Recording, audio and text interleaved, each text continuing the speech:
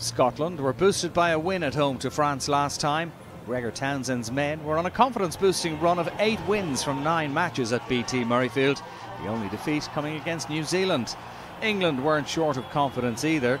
They'd won 24 of their 25 games under Eddie Jones. They'd also won on their last 3 visits to Edinburgh. Townsend picked an unchanged 15, and his side took an early 3-point lead when Greg Laidlaw slotted the ball between the posts to give the noisy home crowd something to cheer about. He was tight in the early exchanges and scoring chances were rare, but Owen Farrell restored parity after 14 minutes when presented with this chance off the tee.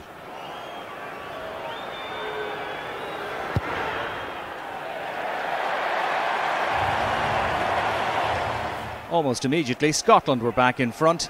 The visitors seemed to lose concentration when Finn Russell collected with an advantage available. His grubber kick caused chaos, and Hugh Jones was sharpest. It bounced nicely for the Scottish centre, who cruised over the line for the opening try of the game.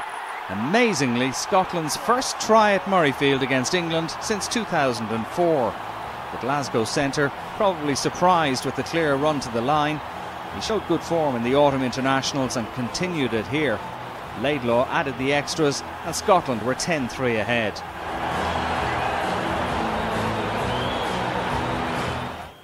Shortly after that score, England were presented with another easy 3 points.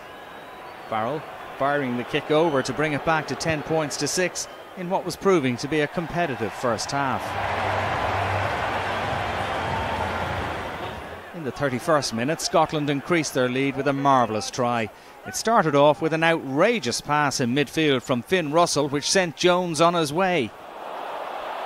He showed good speed before eventually being grounded inside the England 22. Scotland kept the ball alive and continued to threaten. Hooker Stuart McInally forced his way further into England territory.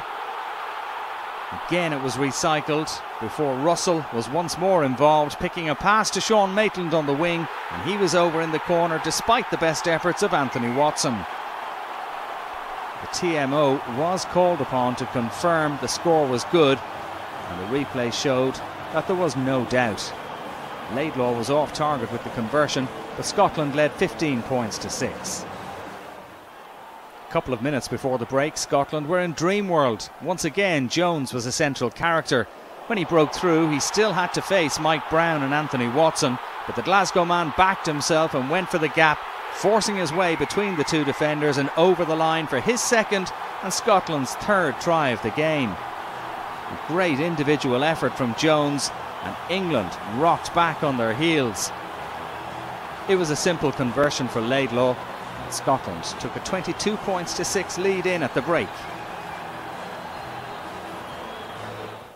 A response from England was expected after half-time, and just 4 minutes into the second period, Farrell exploited a gap in the Scottish defence and raced through for a hugely important score for the men in white.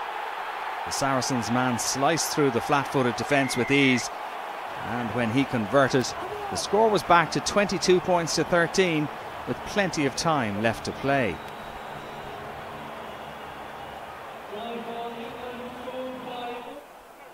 Then on 54 minutes, the English looked like they'd narrowed the gap further. From Scottish possession, the ball broke loose. Watson and Farrell combined to fly hack the ball forward before the number 12 touched down for the try. But after the TMO looked at the tackle from Courtney Laws, it was deemed that the England man had knocked the ball forward and the score was disallowed. Yes, Nigel, knocked on by Wright. No try, knocked on, and the tackle by Farrell. With around a quarter of an hour remaining, England substitute Sam Underhill was yellow carded for a no-arms tackle on Ryan Wilson. It was a reckless moment from the Bath flanker. Yes. You can't go in the shoulder tackling on a game. That's a yellow card offence.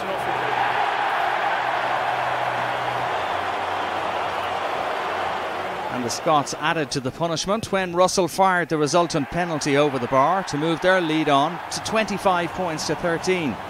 England chasing the game and down to 14 men for 10 minutes. With time running out, England were pressing the Scots line. A score here would give them slim hope of getting something from the game, but stout Scottish defence, when under real pressure, saw them awarded a penalty, and that was celebrated both on the pitch and in the stands as if it was a score. On his feet, clearly over the ball. Excellent catch. On his feet, clearly over the ball. Got space on his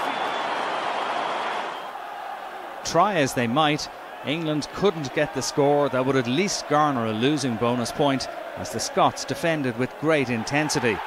And when the full-time whistle blew, Scotland could celebrate. They were unrecognisable from the side beaten by Wales on the opening weekend of the championship. Just a second defeat for England under Eddie Jones, and the chariot was derailed, with the Calcutta Cup deservedly going to Scotland, who ended a 7-game losing streak against England. They'll travel to Dublin in 2 weeks on a high, while England go to Paris knowing that nothing but a win will do. At a raucous BT Murrayfield, it finished Scotland 25, England 13.